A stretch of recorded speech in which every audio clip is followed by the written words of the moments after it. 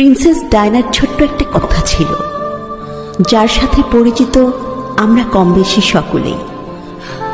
সে বলেছিলেন, আমি যাকে ভালোবেসেছিলাম সে ছাড়া গোটা বিশ্ব আমায় ভালোবেসেছিল। সৌন্দর্য, ব্যক্তিত্ব কিংবা আভিজাত্য কোনো কিছু দিয়েই প্রিন্সেস ডায়নাকে পেছনে ফেলবার মতো কেউ তার মৃত্যুর এত বছর পরও আসেনি।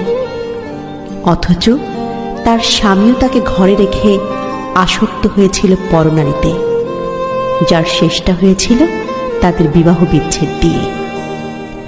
তোমরা অনেকেই বলো না, গুছিয়ে না চললে, নিজেকে সাজিয়ে না রাখলে পুরুষ হাতছাড়া হয়ে যায়। আসলে এটা পুরোপুরি মিথ্যে, বুঝলে?